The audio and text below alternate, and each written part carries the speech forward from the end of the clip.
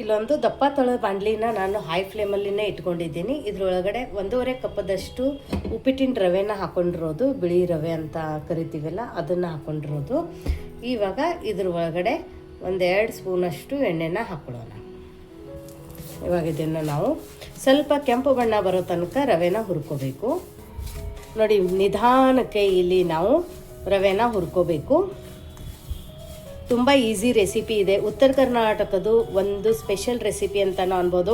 ಏನಪ್ಪ ಉತ್ತರ ಕರ್ನಾಟಕದವರು ಬರೀ ಚಪಾತಿ, ಜೋಳದ ರೊಟ್ಟಿ, ಸಜ್ಜಿ ರೊಟ್ಟಿ ತಿಂತಾರೆ ಅಂತ ನಿಮ್ಗೆ ಅನಿಸ್ಬೋದು. ಉತ್ತರ ಕರ್ನಾಟಕದ ಮಂದಿ ಉಪ್ಪಿಟ್ಟನ್ನು ಕೂಡ ತಿಂತಾರೆ. ಬರೀ ಉಪ್ಪಿಟ್ಟು ತಿನ್ನಲ್ಲ, ಬೆಳ್ಳುಳ್ಳಿ ಫಾಣೆ ಹಾಕಿರೋದು ಉಪ್ಪಿಟ್ಟನ್ನು ತಿಂತಾರೆ. ಅದು ಯಾವಾಗ ತಿನ್ನಬೇಕು ಅಂದರೆ ಎಲ್ಲ ಏಜ್ ಗ್ರೂಪಿಗೂ ತುಂಬ ಒಳ್ಳೆ ರೆಸಿಪಿ ಅಂತಲೂ ಅನ್ಬೋದು. ಯಾರಿಗಾದರೆ ಜ್ವರ ಬಂದಿದೆ, ಅಥವಾ ಕೆಮ್ಮು ಇದೆ, ನೆಗಡಿ ಇದೆ, ಅಥವಾ ಡೈಜೆಷನ್ ಏನಾದರೂ ಪ್ರಾಬ್ಲಮ್ ಆಗ್ತಾ ಇದೆ, ಪ್ರಯಾಣಕ್ಕೆ ಹೋಗಿ ಬಂದಾಗ ಹೊಟ್ಟೆ ಅಪ್ಸೆಟ್ ಆಗಿರುತ್ತೆ, ಏನಾದರೆ ಲೈಟಾಗಿ ತಿನ್ನಬೇಕು ಅಂದರೆ ಈ ಥರ ಒಂದು ಹಿತವಾಗಿ ಇರುವಂಥದ್ದು ನಮ್ಮದು ಉತ್ತರ ಕರ್ನಾಟಕದ ಬೆಳ್ಳುಳ್ಳಿ ಫಾಣೆ ಉಪ್ಪಿಟ್ಟನ್ನು ಇವತ್ತೇ ನಾವು ಮಾಡ್ತಾಯಿದ್ದೀವಿ. ಮಾಡೋದಂತೂ ತುಂಬ ಸುಲಭ ಇದೆ. ಸೊ ನೋಡಿ, ಇವಾಗ ನಾವಿಷ್ಟು ಮಾತಾಡೋ ತನಕ ಇಲ್ಲಿ ರವೆ ಕೂಡ ತುಂಬ ಚೆನ್ನಾಗಿ ಹುರಿದಿದೆ. ನಾನು ಇಲ್ಲಿ ರವೆನ ಮೀಡಿಯಮ್ ಫ್ಲೇಮಲ್ಲಿ ಹುರ್ಕೊಂಡಿದ್ದೀನಿ. ನೋಡಿ, ಇಲ್ಲಿ ಚಿರೋಟಿ ರವೆ ತೊಗೊಂಡಿಲ್ಲ, ಉಪ್ಪಿಟ್ಟದ ರವೆನೇ ತೊಗೊಂಡಿರೋದು. ನೋಡಿ, ತುಂಬ ಚೆನ್ನಾಗಿ ಹುರಿದಿದೆ, ಪರ್ಫೆಕ್ಟಾಗಿ ಹುರಿದಿದೆ. ಇವಾಗ ಈ ರವೆನ ನಾವು ಒಂದು ಬೇರೆ ತಟ್ಟೆಗೆ ತಕ್ಕೊಳ್ಳೋಣ. ಇಲ್ಲಿ ನೋಡಿ, ಇವಾಗ ಇದೇ ಬಾಣಲಿ ಒಳಗಡೆ 1-2 ಸ್ಪೂನಷ್ಟು ಎಣ್ಣೆನ ಹಾಕ್ಕೊಳ್ಳೋಣ. ಉರಿನ ಲೋ ಫ್ಲೇಮಲ್ಲಿ ಇಟ್ಕೊಳ್ಳೋಣ. ಇವಾಗ ಒಂದು ಸ್ವಲ್ಪ ಉದ್ದಿನಬೇಳೆ ಹಾಕ್ಕೊಳ್ಳೋಣ, ಸ್ವಲ್ಪ ಸಾಸಿವೆ ಹಾಕ್ಕೊಳ್ಳೋಣ, ಸ್ವಲ್ಪ ಜೀರಿಗೆ ಕೂಡ ಹಾಕ್ಕೊಳ್ಳೋಣ. ಇವಾಗ ಉದ್ದಿನಬೇಳೆ ಒಂದು ಸ್ವಲ್ಪ ಕೆಂಪಾಗೋ ತನಕ ಹುರ್ಕೊಳ್ಳೋಣ. ಮನೆಯಲ್ಲಿ ಚಿಕ್ಕ ಮಗು ಇದೆ, 1 ವರ್ಷದ್ದು, ಉದ್ದಿನಬೇಳೆ ಎಲ್ಲ ನಾವು ತಿನ್ನಿಸೋದಿಲ್ಲ. ಹಾಗಾಗಿ ನೀವು ಇಲ್ಲಿ ಉದ್ದಿನಬೇಳೆನ ಸ್ಕಿಪ್ ಮಾಡ್ಕೋಬೋದು. ನೋಡಿ, ಉದ್ದಿನಬೇಳೆ ಕೆಂಪಾಗ್ತಾ ಇದ್ದಂಗೆ ಉರಿನ ನಾವು ಲೋ ಫ್ಲೇಮಲ್ಲಿ ಇಟ್ಕೊಳ್ಳೋಣ. ಇವಾಗ ಇದ್ರೊಳಗಡೆ ಸಣ್ಣದಾಗಿ ಕಟ್ ಮಾಡ್ಕೊಂಡ್ರಂಥ ಹಸಿಮೆಣಸಿನ್ಕಾಯಿನ ಹಾಕ್ಕೊಳ್ಳೋಣ, ಸ್ವಲ್ಪ ಕರಿಬೇವು ಹಾಕ್ಕೊಳ್ಳೋಣ. ಇಲ್ಲಿ ನೋಡಿ, ಶುಂಠಿ ಮತ್ತು ಕರಿಮೆಣಸನ್ನು ಜಚ್ಕೊಂಡಿದ್ದೀನಿ. ಒಂದು 4-5 ಕರಿಮೆಣಸು ತೊಗೊಂಡಿದ್ದೆ, ಮತ್ತು 1 ಗಡ್ಡೆ ಬೆಳ್ಳುಳ್ಳಿನ ನಾನು ತೊಗೊಂಡಿದ್ದೀನಿ. ಅದೆರಡೂ ಚೆನ್ನಾಗಿ ಕುಟಾಣಿಯಲ್ಲಿ ಕುಟ್ಕೊಂಡಿದ್ದೀನಿ. ನೋಡಿ, ಉರಿನ ಲೋ ಫ್ಲೇಮಲ್ಲಿನೇ ಇಟ್ಕೋಬೇಕು. ಬೆಳ್ಳುಳ್ಳಿ ರಸ ಎಣ್ಣೆಯಲ್ಲಿ ಚೆನ್ನಾಗಿ ಮಿಕ್ಸ್ ಆದಾಗ ನಾವು ತಿನ್ನಬೇಕಾದ್ರೆ ಗಂಟ್ಲಿಗೆ ಚೆನ್ನಾಗಿ ಸಿಗುತ್ತೆ. ಹಾಗಾಗಿ ನೆಗಡಿ, ಕೆಮ್ಮು, ಜ್ವರ ಇದ್ದಾಗ ಈ ರೆಸಿಪಿನ ಮಾಡಿ. ಹಸಿಮೆಣಸಿನ್ಕಾಯಿ ತಿನ್ನಲ್ಲ ಅಂದವರಿಗೆ ಹಸಿಮೆಣಸಿನ್ಕಾಯಿನ ನೀವು ಸ್ಕಿಪ್ ಮಾಡ್ಕೋಬೋದು.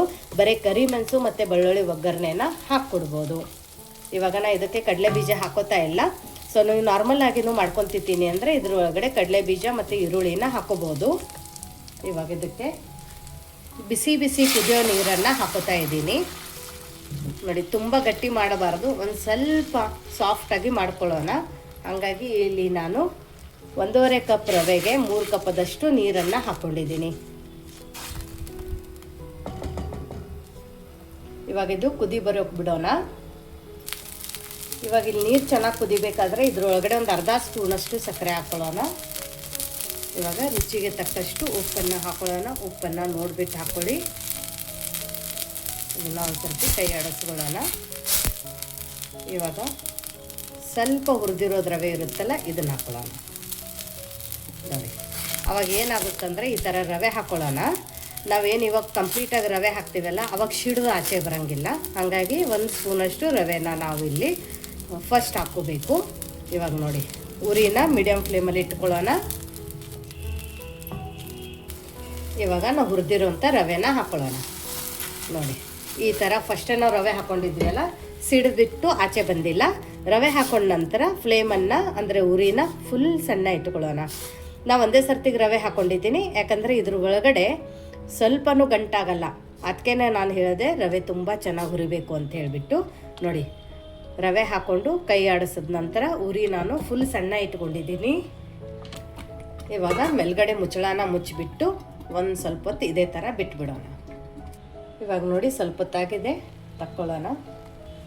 ಉರಿನ ನಾನು ಇನ್ನೂ ಆದ್ರೂ ಲೋ ಫ್ಲೇಮಲ್ಲಿನೇ ಇಟ್ಕೊಂಡಿದ್ದೀನಿ. ವಾವ್! ಇವಾಗ ಸಣ್ಣದಾಗಿ ಕಟ್ ಮಾಡ್ಕೊಂಡಿರೋಂಥ ಕೊತ್ತಂಬರಿ ಸೊಪ್ಪನ್ನು ಹಾಕ್ಕೊಳ್ಳೋಣ. ಆಮೇಲೆ ಇದಕ್ಕೇನೆ 1 ಸ್ಪೂನಷ್ಟು ತುಪ್ಪನ ಹಾಕ್ಕೊಳ್ಳೋಣ. ಯಾರಿಗಾದರೆ ಕೆಮ್ಮಿದೆ ಅಂದರೆ ತುಪ್ಪನ ಸ್ಕಿಪ್ ಮಾಡಿ, ತುಪ್ಪನ ತಿನ್ನಂಗಿಲ್ಲ ಅನ್ನೋರು ತುಪ್ಪನ ಸ್ಕಿಪ್ ಮಾಡ್ಬೋದು. ಇವಾಗ ಇದನ್ನು ಮಿಕ್ಸ್ ಮಾಡ್ಕೊಳ್ಳೋಣ. ಯಾವಾಗಾದರೆ ಆರಾಮಿಲ್ಲ ಅಂದಾಗ ಈ ಥರ ಮಾಡ್ಕೊತೀನಿ. ತುಂಬ ಚೆನ್ನಾಗಿರುತ್ತೆ. ಇದಕ್ಕೆ ಈರುಳ್ಳಿನೇ ಬೇಕಂತೇನಿಲ್ಲ, ಈ ಥರ ಕರಿಮೆಣಸು ಬೆಳ್ಳುಳ್ಳಿ ಹಾಕ್ಕೊಂಡು ಈ ಥರ ನೀವು ಉಪ್ಪಿಟ್ಟನ್ನು ಮಾಡ್ಕೋಬೋದು. ನೋಡಿ ಎಷ್ಟು ಚೆನ್ನಾಗಿ ಉಪ್ಪಿಟ್ಟಾಗಿದೆ ಅಂದರೆ ಸ್ವಲ್ಪ ಅಂಟಂಟಾಗಿಲ್ಲ, ಅಷ್ಟು ಚೆನ್ನಾಗಿ ಉಪ್ಪಿಟ್ಟಾಗಿದೆ.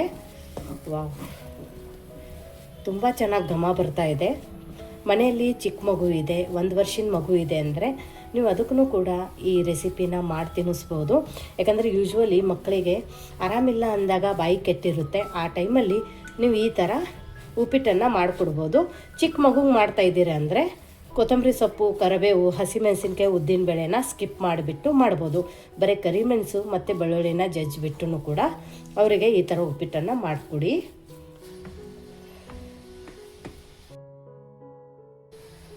ಇವಾಗ ಮೇಲ್ಗಡೆ ಮುಚ್ಚಳನ ಮುಚ್ಚಿಬಿಟ್ಟು ಉರಿನ ಆಫ್ ಮಾಡ್ಕೊಳ್ಳೋಣ. 1 ಸೆಕೆಂಡ್ ಇದೇ ಥರ ಬಿಟ್ಬಿಡೋಣ. ನೋಡಿ, ಇಲ್ಲಿ ನಮ್ಮದು ಬಿಸಿ ಬಿಸಿ ಉಪ್ಪಿಟ್ಟು ರೆಡಿಯಾಗಿದೆ. ವಾವ್, ನಾರ್ಮಲೂ ಕೂಡ ಬ್ರೇಕ್ಫಾಸ್ಟ್ಗೆ ನೀವು ಈ ಥರ ಮಾಡ್ಕೊಂಡು ತಿನ್ಕೋಬೋದು. ಮೇಲ್ಗಡೆ ಒಂದು ಸ್ವಲ್ಪ ತುಪ್ಪ ಹಾಕ್ಕೊಳ್ಳೋಣ. ಇವಾಗ ಉಪ್ಪಿಟ್ಟು ಅಂಟಾಗಿದೆಯಾ, ಯಾವ ಥರ ಆಗಿದೆ ಅಂತ ಇಲ್ಲಿ ನೋಡೋಣ. ನೋಡಿ, ಇಲ್ಲಿ ಗೊತ್ತಾಗುತ್ತೆ. ನೋಡಿ, ಸ್ಪೂನಿಗೂ ಸ್ವಲ್ಪ ಅಂಟ್ತಾ ಇಲ್ಲ, ಇಲ್ಲಿ ನೋಡ್ಬೋದು. ನೋಡಿ, ಅಂದರೆ ಉಪ್ಪಿಟ್ಟು ಅಂಟಾಗಿಲ್ಲ ಅಂತ. ತುಂಬ ಚೆನ್ನಾಗಿದೆ. ನಾನು ಮತ್ತೆ ಹೇಳ್ತಾ ಇದ್ದೀನಿ, ನೆಗಡಿ ಕೆಮ್ಮು ಇರೋರು ತುಪ್ಪನ ಹಾಕೋಬೇಡಿ. ನಾರ್ಮಲಾಗಿ ಕೂಡ ನೀವು ಆಫೀಸ್ಗೆ ಹೋಗಬೇಕಾದ್ರೆ, ಮಕ್ಕಳು ಸ್ಕೂಲಿಗೆ ಹೋಗಬೇಕಾದ್ರೆ, ಚಳಿ ಇದೆ, ಕೋಲ್ಡ್ ಇದೆ, ಮಳೆ ಬರ್ತಾ ಇದೆ ಅಂದಾಗೂ ಕೂಡ ನಾರ್ಮಲಾಗಿನೂ ಕೂಡ ಈ ಥರ ಒಂದು ಉಪ್ಪಿಟ್ಟನ್ನು ಮಾಡ್ಕೊಂಡು ತಿನ್ಬೋದು.